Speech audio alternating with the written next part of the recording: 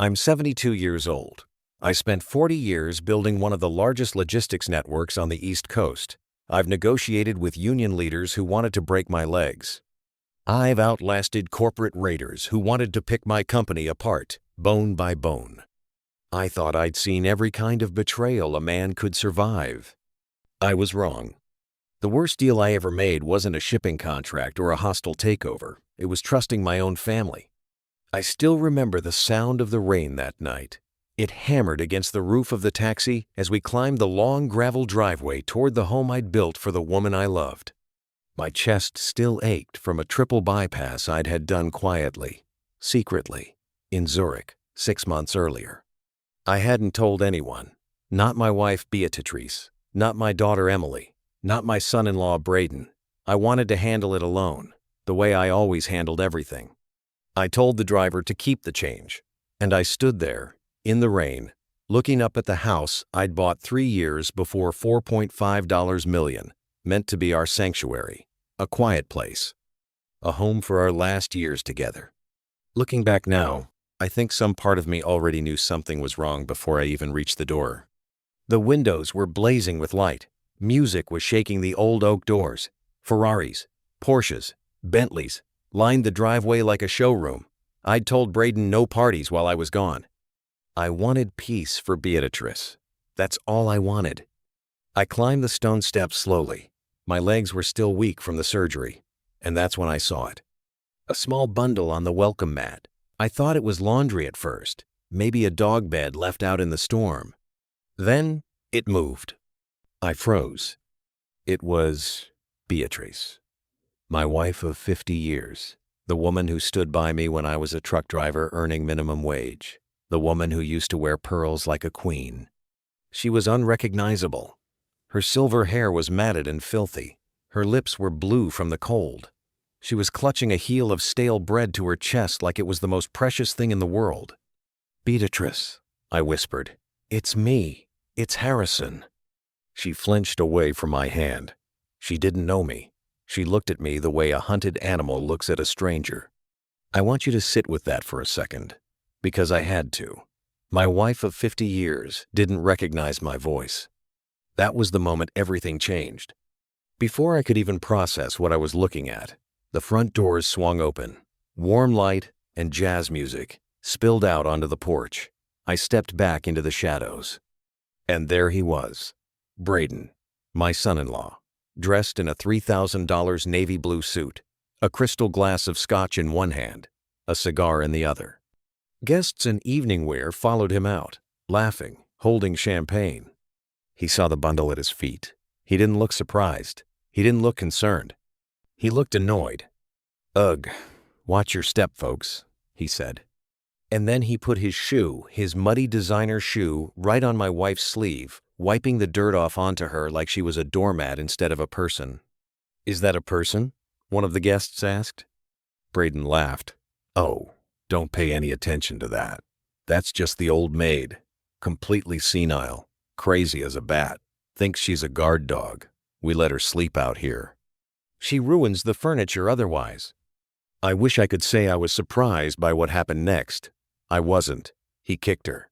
Not hard enough to break a bone, hard enough to send a message. "Move, you old hag," he hissed. My wife let out a small cry and pressed herself against the wall, trying to disappear. I felt something in me that I hadn't felt in years. Not the ache in my chest, not the weakness in my knees.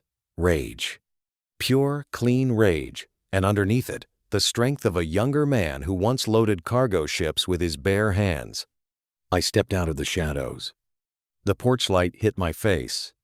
Braden froze. The cigar dropped from his fingers. The color drained out of him like someone had pulled a plug. "Harrison," he stammered. "Dad, you were supposed to be in Switzerland. You were supposed to be—" He didn't finish the sentence. He didn't need to. I could see exactly what he meant. Dead. He looked at me like he was looking at a ghost. I looked down at his feet. "Those loafers cost $1,200, Braden," I said quietly. "But the price you're about to pay for what you've done is going to be far more than that." His glass shattered on the porch. "That's the moment I want you to remember, Because everything that followed, every twist, every betrayal, every act of justice started right there, on that porch, in the rain. My daughter Emily appeared in the doorway. She was wearing a diamond necklace, Beatrice's necklace, the one I'd given her for our anniversary. When Emily saw me, she grabbed the doorframe to steady herself. "Daddy," she whispered. I looked at her. I looked at the diamonds. And then I looked at her mother, shivering in the mud. "Get inside," I said. "The party is over." I want to tell you, looking back, that I expected chaos.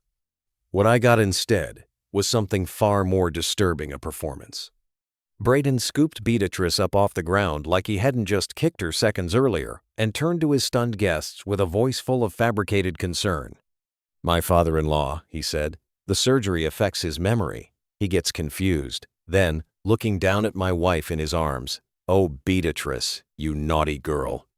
You know the doctor said 20 minutes for cold therapy, not an hour. It's holistic, for her circulation." I stood there on my own porch, leaning on my cane, and watched a man rewrite reality in real time. I'd negotiated with hardened businessmen my whole life. I had never seen anything like it. We went inside, and that's when I saw what they'd done to my home. The mahogany furniture I'd imported from Italy, gone. The oil paintings I'd collected for 30 years, gone. Replaced with gold-plated statues and white leather sofas that belonged in a nightclub, not a family home. The walls had been repainted electric blue. My legacy, stripped away and replaced with cheap flash. I asked Emily where my furniture was, where her mother's doctors were, why Beatrice looked like she hadn't eaten in weeks. Braden answered for her, smiling that salesman's smile I'd seen him use to close deals on properties that didn't even exist yet. We modernized. And the doctors? Expensive frauds. "We're treating her holistically now. Kale smoothies, fresh air." I reached for my phone. I was calling the police. I remember the cold metal in my hand, my thumb hovering over the button. That's when Braden grabbed my wrist. I want to be honest with you. I didn't expect him to be strong enough to overpower me, not with witnesses watching, but he was. He found a pressure point, squeezed until my fingers went numb, and took my phone right out of my hand, all while telling the room I was paranoid, a side effect of the anesthesia. He called for security. 2 men I'd never seen before, built like tree trunks, dead-eyed, appeared from the hallway. Not my staff, his. "Escort Mr. Prescott to his suite," Braden ordered. They didn't take me upstairs. They dragged me toward the basement. "My room is upstairs," I said, digging my heels into the carpet. "Not anymore," Braden whispered, close enough that only I could hear. "The master suite is ours now, Dad. You get the guest quarters downstairs." As they hauled me past the hallway mirror, I caught a glimpse of all of us reflected in the glass. Braden, adjusting his cuffs, smug. Emily, drinking to forget. And Beatrice, propped up in Braden's arms like a prop. I looked for my wife's eyes in that reflection. I was searching for the woman who knew my soul. I found nothing. Her pupils were blown wide, vacant. She didn't blink. She didn't cry out. It was as if she'd left her own body, and only the shell remained.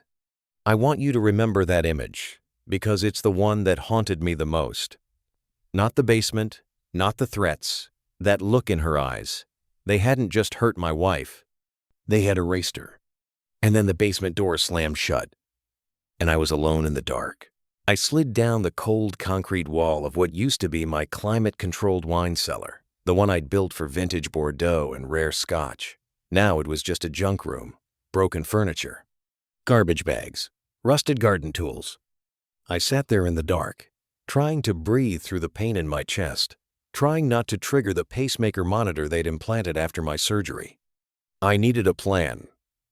I didn't have one yet. The door opened again. A guard dropped something, no, someone, onto a pile of old curtains in the corner, and walked out without another word. It was Beatrice. I crawled to her on my hands and knees, ignoring the broken glass digging into my palms. I pulled her into my arms. She felt like a bird made of hollow bones, ice cold. I rolled up her sleeve, and that's when I saw them. Dark, purple bruises circling her wrists. the unmistakable marks of restraints. I felt something crack inside my own jaw. I was clenching it so hard. I lifted the hem of her shirt to check for broken ribs, and there, stamped into her pale skin in mud, was the unmistakable outline of a designer shoe sole. He had branded her like cattle. I searched her pockets for anything: a weapon, a key, a phone. My hand closed around a crumpled piece of paper. I smoothed it out in the thin sliver of light under the door. Handwriting in red marker, a schedule. Monday, morning water, evening crusts. Tuesday, morning water, evening broth. Wednesday, fasting. At the top, in capital letters, dog menu. I still remember staring at those words until the letters blurred. This wasn't neglect. This was systematic, calculated. They were starving my wife like an animal, careful not to leave a mark that would show.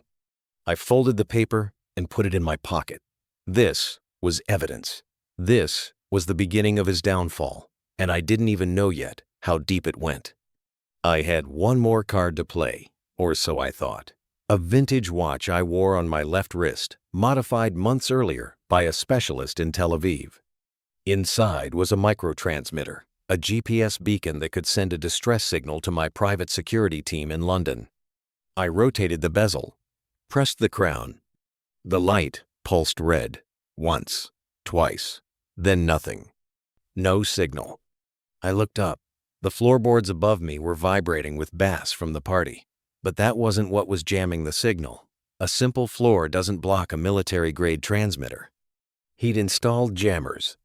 That was the moment I understood the full scope of what I was dealing with. This wasn't a greedy son-in-law who'd gotten carried away. This was a calculated, hostile takeover.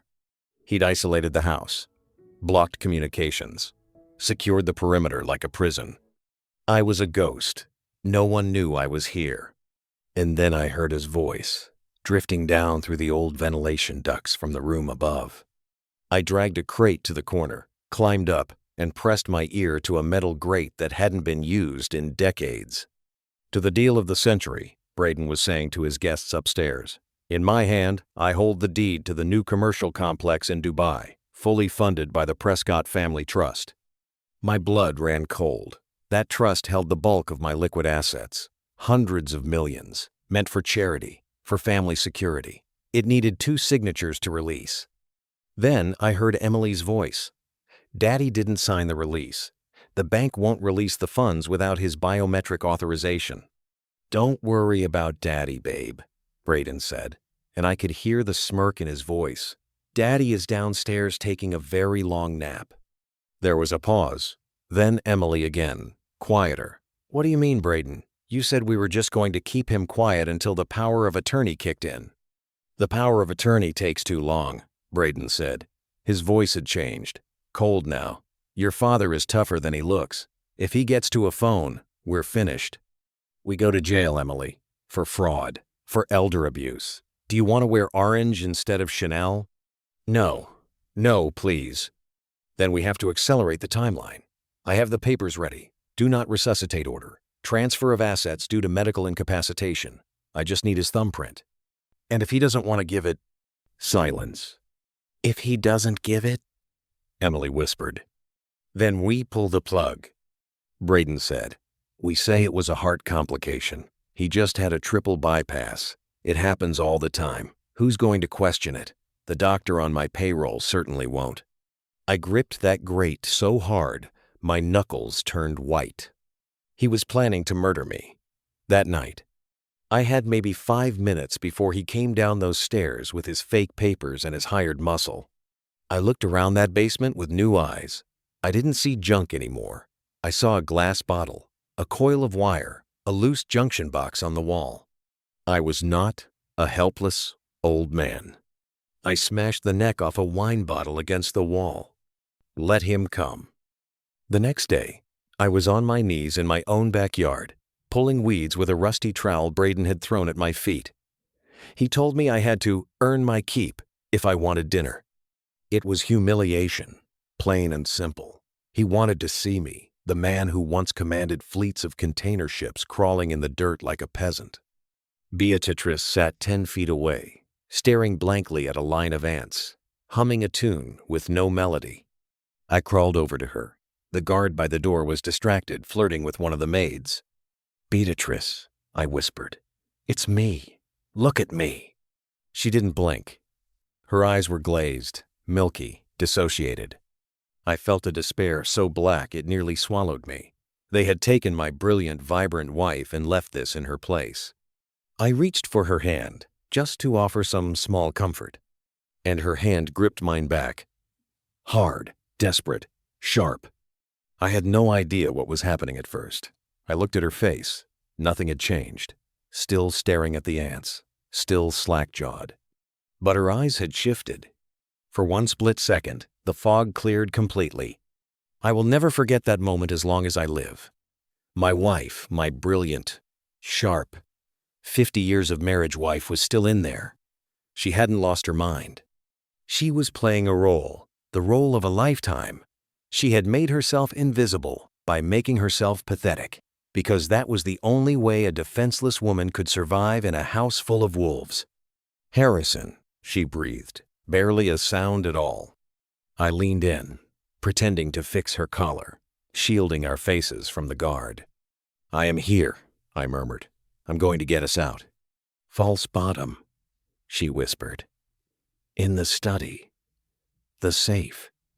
241085. The 24th of October, 1985, our wedding anniversary. She'd been listening, watching, gathering intelligence while they mocked her and called her senile. "Don't react," she hissed. "They are watching. He is drowning, Harrison. He is scared." Before I could ask what she meant, she let out a loud wail and started flapping her arms like she was chasing flies, sliding right back into the role. I sat back on my heels, stunned. My wife was a warrior, and she'd just handed me a weapon. That's when I saw Braden step out onto the terrace. No smirk this time. Disheveled. Pale. On the phone, his knuckles white around it. I crept closer, hiding behind a hydrangea bush. "I don't have it today," he was saying, his voice cracking. "The transfer is delayed. The bank flagged it. I need more time." A pause. His face went gray. No, you can't do that. Listen to me. I have the assets. I have the house. I have the old man's portfolio. It's liquid. I just need to wash it. Give me 48 hours. I'll pay you double the interest." Another pause. His hand went up to cover his throat, the instinct of a man being threatened. "I will get it," he whispered, terrified now. "I swear. Do not touch her. Do not touch Emily. I will get you the cash." He hung up and hurled the phone across the patio. It shattered against the wall. I stayed hidden, and I started doing the math. The terrible, ruthless math I'd learned over 40 years in a cutthroat industry. He drained $15 million of liquid cash, probably another 20 or 30 from liquidating the company. He had access to a fortune. So why was a man with that much money begging for 48 hours? Why did he look like he was about to vomit from fear? Because it was gone. All of it. I remembered the transaction logs, crypto exchanges, offshore shells. He hadn't invested my money, he'd gambled it. And when the market crashed, when the margin calls came, he hadn't gone to a bank. He'd gone to people who don't send foreclosure notices, people who collect collateral in blood. That was why he needed me dead. That was why he needed the trust released immediately. He wasn't trying to get richer anymore. He was trying to stay alive. And he was dragging my entire family down with him. Then I heard tires on the gravel. Heavy ones. I looked toward the gate. A black Cadillac Escalade, tinted windows, no license plates, rolled up and stopped right in front of the entrance. The engine idled like something breathing. Braden froze on the terrace like a rabbit in a hawk's shadow. The rear window rolled down. A man inside, sunglasses on despite the overcast sky. Tribal tattoos winding down his forearm. He didn't say a word. He just looked up at Braden, held his gaze for 10 long seconds, and rolled the window back up. The message was clear, without a single word being spoken. "We know where you live. Time is up." The car reversed and disappeared down the lane. I looked at my wife. She gave me the smallest, most imperceptible nod. Tonight. It had to be tonight. That night, I waited for the house to fall silent. The guard outside the basement door had fallen into a deep, exhausted sleep. I'd oiled the hinges earlier with cooking oil scavenged from the trash. The door opened without a sound. I moved through my own home like a stranger, like a ghost, past the gaudy sculptures that had replaced my life's collection toward the study. The false bottom was exactly where Beatrice said it would be, behind the cabinet where I used to keep my nautical charts. My knees popped audibly as I knelt, and I prayed no one heard. A digital safe, new, installed the week I left for Zurich. I punched in the code. 241085. The lock disengaged. I expected cash, gold, diamonds, the loot of a man who'd pulled off the heist of his life. Instead, I found paper, stacks of it, promissory notes, not from a bank handwritten, on legal pad paper. I, Braden Miller, acknowledge a debt of $4 million to the Emerald Syndicate, payment due in full by November 1st. November 1st had been 3 days before that night. More notes. Letterhead from a shell company in Macau known for laundering money for organized crime. Gambling markers from underground casinos. Online betting logs with losses that would make anyone's stomach turn. He hadn't invested my money in anything. He'd torched it on bad bets, trying to fill a hole inside himself that no amount of money could ever touch. He wasn't a mastermind. He was a degenerate addict, and I'd handed him the keys to my empire. At the bottom of the stack, a manila folder. Medical Harrison. Inside, a fabricated psychiatric evaluation, a diagnosis I'd never received from a doctor I'd never met. Advanced paranoid schizophrenia, rapid onset dementia. Recommend immediate and permanent conservatorship. I felt something cold settle in my chest that had nothing to do with my heart condition. This was the gun they were holding to my head. With this paper, they could lock me away, drug me, erase me legally, permanently, without ever lifting a hand against me. And then my fingers brushed cold plastic, a cheap burner phone. I powered it on. One message thread. You are out of time, Braden. We know you are in the house. We know the old man is back. We don't care about your family drama. We want our money. Braden's reply from 3 hours earlier. Please, I need another day. I had the assets locked down. And the response that made the room drop 10 degrees around me. You have 24 hours. Send the coin, or we send a courier for your wife's finger, the left one, with the ring. I sat there with that phone in my hand, and I understood something I wish I never had to understand. He wasn't protecting Emily. He had used his own wife, my daughter, as collateral for his gambling debts. That was the truth that was going to end him. I slipped the phone into my pocket and turned to leave. The door opened behind me. It was Emily. Silk robe, hair loose, face pale with insomnia, and in her hand, gripped tight enough to turn her knuckles white, a paring knife. "Daddy," she whispered, raising it toward me. "Braden said you would try to escape. He said you might get violent." I held my hands up slowly. "Emily, look at me. Do I look crazy, or do I look like a man who just found out his son-in-law sold you to the mob?" She froze. I pulled out the burner phone and held it toward her like an offering. "Read it."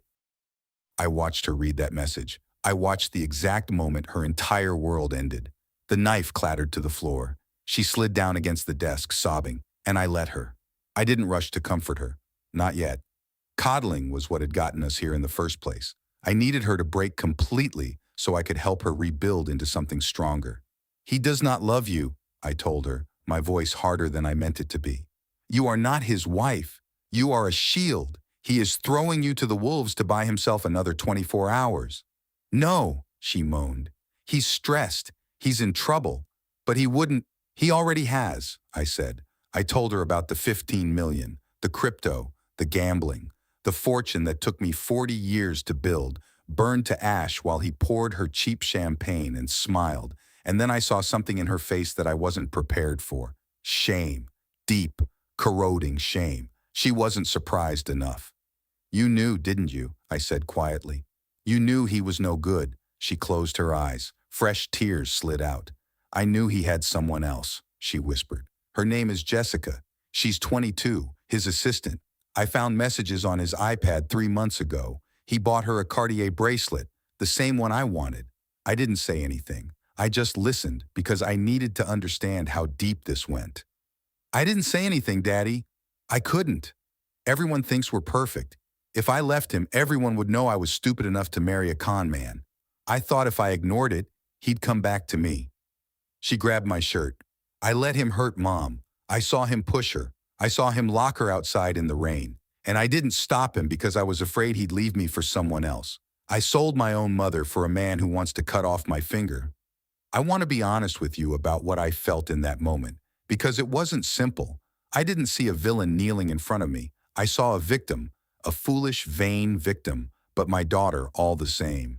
And I'll admit something to you now that I didn't say to her then. Even after everything, some small part of me still wanted to protect her. But there wasn't time for that. Not yet. You have a choice, I told her, pressing the phone into her hands. You can wait here for them to come for you, or you can stand up and help me kill him, not with a knife. We don't need to be savages. We're going to kill him with the truth. She looked at the door, then back at me. The trembling in her hand started to steady, replaced by something sharper. What do you need? She asked. I need to make a call, I said. I need 10 minutes. I need you to go out there and be his wife one last time. Keep him distracted. She wiped her face, adjusted her robe, walked to the mirror and put the mask back on. But this time I could tell she wasn't wearing it for him anymore. She was wearing it for us. I can do it, she said, for Mom and for my finger. That's when someone started pounding on the door. It was Braden. I know you're in there, Emily. I heard voices. Open this door. I pressed myself into the shadows behind a bookcase. Emily opened the door, and for 10 of the longest seconds of my life, I listened to my daughter lie to her husband with a steadiness I didn't know she had left in her. It was me, Braden. I was practicing my toast for the investors. I didn't want to embarrass you. He glared at her, suspicious, scanning the dark room. His eyes passed right over the bookcase where I was hiding. Fine, he finally muttered, but make it good. We need this money or we're all dead. The door slammed. I let out a breath I'd been holding for what felt like a lifetime. I locked myself in the small powder room off the study and dialed a number I hadn't used in months. It was 2 a.m. in London. I knew she'd answer. She always answered. Mr. Prescott, came the voice on the other end. Ms. Consincade, my lawyer, the woman I called when unions threatened to shut down ports or pirates seized cargo ships. Is that really you? My God. We thought you were dead. Dead, I said. Is that what he told you? We received a death certificate 3 days ago, issued by a coroner in Zurich. Cause of death, post-surgical cardiac arrest. Braden demanded immediate release of the family trust as sole executor of your estate. I closed my eyes. He hadn't just planned to kill me that night. He'd already killed me on paper. We flagged it, she continued. The digital seal's timestamp was off by 2 hours. We froze the accounts pending physical verification. That's why he's panicking, Harrison. That's why he needs you gone tonight. I told her everything. The jammers, the guards, the debt. $8 million to the Emerald Syndicate, with my daughter's safety as collateral. There was a silence on the line. Not panic. Calculation. That's why I trusted her. She didn't flinch. She strategized. I can have a tactical team there in 40 minutes, she said. We can extract you and Emily within the hour. No, I said. No police. Not yet. If he panics, he might use Emily as a shield. Or the syndicate sees flashing lights and decides to cut their losses and cut Emily instead. What do you want to do? I want to own him, I said. Buy the debt. Use the shell company in Panama. Offer the syndicate $10 million for the note. Cash. Immediate. Tell them they walk away clean. You want to become his creditor, she said slowly, understanding settling in. I want to be the one holding the leash, I told her. When the sun comes up, I don't want him to fear the mob. I want him to fear me. Give me 12 hours, she said. I looked at my watch, just past 2 in the morning. You have 12 hours, I said, but I need that confirmation. When I walk out there, I need to know I own him. Consider it done, she said. Stay safe, Harrison. Do not let him provoke you. He thinks he's fighting a corpse. Let him believe it. I flushed the SIM card down the toilet, hid the phone in the water tank, washed the exhaustion off my face with cold water. I was done being a victim. I was about to conduct a hostile takeover of my own home. When I opened that door, Braden was waiting for me in the hallway, leaning against the wall like he'd known exactly where I'd been the whole time. You look tired, Dad, he said softly. I am tired, Braden, I told him. I'm tired of the noise. I'm tired of the lies. He nodded slowly. I know. It's exhausting, isn't it? Trying to hold it all together. And then he reached into his jacket and pulled out a syringe. It's time for your medicine, he said. That was the moment I understood. He wasn't waiting for the syndicate's deadline anymore. He wasn't waiting for the bank. He had decided to finish this himself, tonight, with his own hands. The needle stopped an inch from my neck because someone pounded on the door looking for the host. Braden lowered it, sneering, and told me it would have to wait. He wanted a show first. 10 minutes later, I was standing in my own grand foyer, wearing a moth-eaten butler's jacket that smelled of dust and old camphor. Beside me, Beatrice stood in a maid's uniform 3 sizes too big, holding a tray of champagne flutes that rattled with a tremor in her hands. Walk, Braden ordered. Drop a single glass, and Beatrice goes back to the basement for a week without food. I want you to understand what that moment cost me. I had negotiated treaties, I had built an empire from a single truck, and now I was pouring cheap wine for grifters in my own living room while they laughed at the crazy old maid and her senile husband. I checked my watch obsessively. 11:45. We were at hour 11 of 12. I just had to hold on a little longer. And then I saw her, a young woman in a red silk dress, gliding toward Braden, draping her arm over his shoulder. Jessica, the mistress. He kissed her cheek right there, in front of his wife, in front of 50 investors. But it wasn't the kiss that stopped my heart. It was her necklace. South Sea pearls with a diamond clasp resting against her throat. I had bought those pearls at auction in Tokyo 20 years earlier. Beatrice wore them to our daughter's wedding. She wore them the night I retired. They were the symbol of our entire life together. And now they were hanging from the neck of the woman helping to destroy us. Beatrice saw them too. For a moment, the fog in her eyes cleared completely. She wasn't looking at a mistress. She was looking at a thief. Jessica turned, saw her staring, and sneered. Can I get a refill? And try not to shake so much this time. Beatrice tried. Her hands were too weak, too malnourished. The pitcher tipped. Wine splashed across Jessica's dress, across her white satin heels. Jessica screamed, You stupid old hag! These are new! You ruined them! The room went silent, and Braden, under the weight of the debt, the fear, the arrogance of the night, lost every ounce of control he had left. He slapped her. The sound cracked across that marble hall like a whip. Beatrice didn't even cry out. She just folded to the floor in a puddle of wine and broken glass. I let the tray slide from my own hands. It clattered against the marble, and Braden's eyes snapped to mine. What are you going to do, old man? He sneered. You going to clean this up? No, Braden, I said, loud enough for the whole room to hear. I am not going to clean it up. I am going to foreclose. And then the lights went out. The backup emergency lights flickered on, bathing the room in red.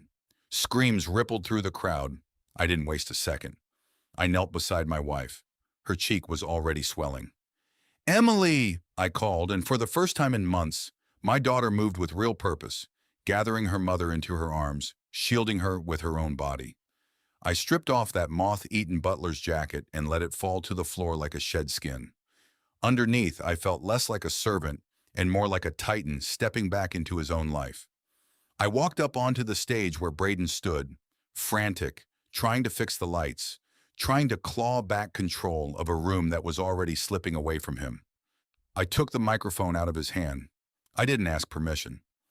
Ladies and gentlemen, I said, and my voice wasn't the raspy whisper of a sick old man anymore. It was the voice that used to run boardrooms in New York and London. Please don't leave yet. The entertainment is just beginning.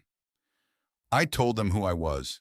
I told them what they were actually investing in, and then the screen behind me lit up. Ms. Consincade's people had gotten into the control booth. A bank statement, Braden's personal account, $4 million. That's fake, Braden shouted. He hacked it. Next, security footage. Grainy, timestamped 2 days earlier. Braden in my kitchen throwing a bowl of soup against the wall, screaming at my wife to die already so he could get his hands on the money. The room went dead silent. That's not me, Braden stammered. That's AI. He's framing me. I didn't stop. The screen changed again. The text messages. Send the coin or we send a courier for your wife's finger. Emily let out a sound from behind the bar that I will never forget for the rest of my life. Pure heartbreak. You sold your wife, I said. You sold my daughter to butchers to cover your gambling debts. And then I gave them the final document. A debt assignment agreement, fresh, stamped, official. Debtor, Braden Miller. Original creditor, the Emerald Syndicate. New creditor, the Pegasus Group. His own eyes widened until I thought they'd pop out of his skull. You bought it, he whispered. I bought your debt, Braden, I said. All $8 million, plus interest. That means you don't have to worry about the syndicate anymore. I stepped closer, looming over him. You have to worry about me. I am your bank now. I am your landlord. I own every breath you take. And I am calling the loan due immediately. I want to pause here and tell you something I've thought about many times since. There is a kind of justice that comes from a gun, and there is a kind that comes from the truth laid bare in front of the people whose opinion someone has spent their whole life chasing. I chose the second kind because it lasts longer. Braden lunged at me with a steak knife from the buffet table. I didn't move. I didn't flinch. A red laser dot appeared on his forehead before he could take a second step. Ms. Consincade's security team had arrived. Not police, but men in tactical gear who'd slipped in through the storm. The knife clattered from his hand. Mr. Prescott, Ms. Consincade said, walking in out of the rain with an umbrella and 6 men who looked like they ate concrete for breakfast. The transfer is complete. Shall we proceed with the eviction? Braden fell to his knees, sobbing. It's over, Braden, I said. I was wrong about one thing, though. It wasn't over. The legal reckoning was just beginning, and it was going to be slower and far more painful than anything a knife or a bullet could have given him. I had a chair brought into the center of that wrecked, glittering room. I sat down across from my son-in-law, who knelt with his hands bound behind his back, while a rifle on the balcony stayed fixed on his chest. Ms. Consincade laid out his options plainly. Option A, we hand everything to the district attorney. Wire fraud, embezzlement, elder abuse, attempted murder. 25 years minimum. Option B, we open the front door and let him walk out to the black SUV still idling at the end of the driveway, where the syndicate's men waited for their money. He broke completely. He threw himself at my feet, begging, and then he said something I will never forgive him for, as long as I live. It wasn't my fault, Dad. It was Emily. It was all her idea. She wanted the house. She wanted the diamonds. She pressured me. He was willing to throw his own wife under the bus to save himself, even after everything he'd already done to her. I made him sign a quitclaim deed. Every asset, every car, every hidden crypto wallet, every dollar he had left, transferred to Beatrice immediately. Now get him out of my sight, I said. They dragged him toward the side door, where police sirens were already wailing closer. You promised to save me, he screamed. I promised you wouldn't go to the mob, I told him. I never said I'd save you from the consequences. Enjoy prison, Braden. I hear the shoes are terrible. And then I turned to my daughter. Emily looked at me with hope in her eyes. He's gone, Daddy. We did it. I helped you. She reached for my arm. I pulled away.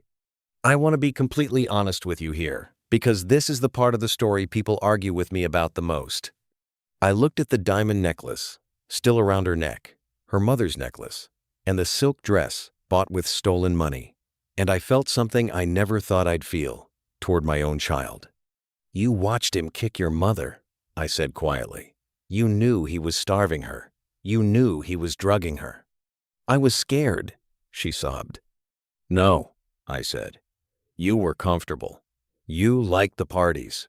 You liked the status. You only helped me tonight because you found out he was going to cut off your finger.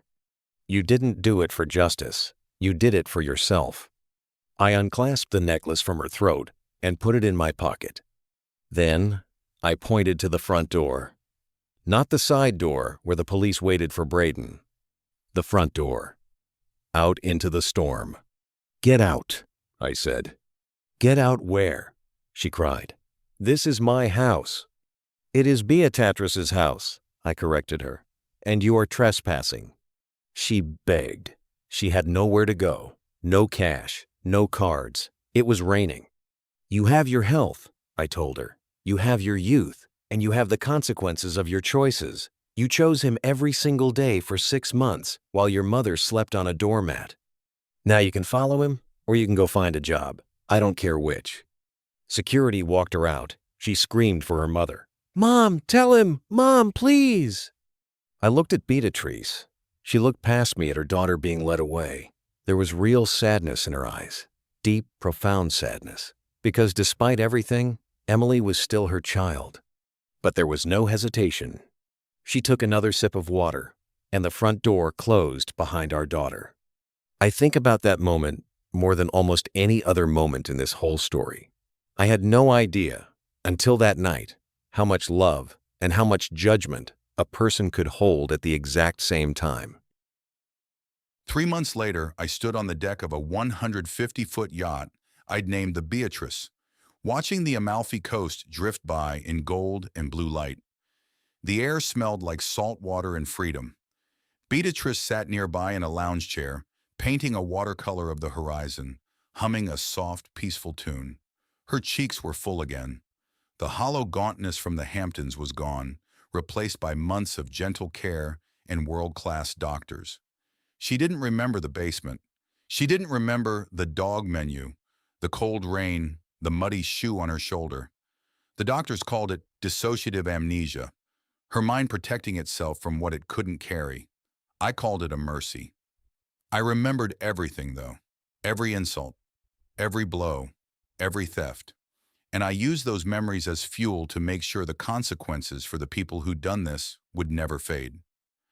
Miss Consincade sat across from me with the final update. The sentencing hearing had concluded that morning. Life without the possibility of parole, she said. The syringe Braden had tried to use on me, it turned out to contain a lethal dose of potassium chloride. Combined with everything else, the judge made an example of him. A clean end, I said quietly. I kept my promise. I didn't send him to the mob. I sent him somewhere he'll have 50 years to think about the difference between a smart man and a greedy one. She told me one more thing. Since I technically owned his debt, I owned a piece of whatever money anyone sent to his commissary. We'd arranged for half of it to go straight to a charity for victims of elder abuse. He would be the poorest man in his cell block for the rest of his life. There's more, she said, and showed me a photo. Emily in a polyester uniform, wiping down a table at a diner outside Reno. Graveyard shift, minimum wage, a studio apartment above a mechanic's shop, the last of her jewelry sold. She'd sent a letter. Do you want to read it? Ms. Consincade asked. I looked at my wife, lost in her painting, at peace for the first time in longer than I could remember. I thought about the 6 months Emily stood by and said nothing while we starved. No, I said. Burn it. I want to be honest with you about something. After everything I've just told you, they thought I was obsolete. Braden, Emily, everyone like them. They thought that because I was 72, because I walked with a cane, I was finished. They mistook my kindness for weakness and my silence for surrender. They forgot something important.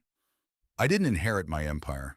I built it with my own hands against unions who threatened to break my legs and banks that tried to take my very first truck. I had survived sharks in suits long before Braden Miller ever learned how to tie a proper knot in his tie. Here's what I know now, looking back, that I wish someone had told me decades ago. Money cannot buy loyalty. It cannot buy love. My own daughter proved that to me in the cruelest way possible. But money, used the right way, is a tool for justice. It's a hammer that can break a lie wide open. It's a shield for the people who can't protect themselves. And in the right hands, it can be the thing that finally stops a wolf from hurting anyone else. I kissed the top of my wife's head that evening on the boat. The familiar smell of lavender and salt air. Her painting was beautiful. Bright, open, free. Everything we'd almost lost. "You are a good man, Harrison," she told me. "You always take care of everything." That's the only title that ever really mattered to me. Not CEO, not millionaire. Just a man who took care of everything. I raised a glass to the sunset that night and whispered, "To the old guard, we are not dead yet. The world likes to say it belongs to the young. Maybe it does. But I've learned that survival belongs to the tough. And love, real love, belongs to the people who stay even when staying costs them everything." If there's one thing I hope you take from my story, it's this. Wealth can buy submission. It can buy silence and fear and a room full of people clapping for a man who doesn't deserve it. But it can never, ever buy loyalty. The most expensive lesson I ever learned wasn't how to build an empire. It was learning who deserved to stand inside it with me.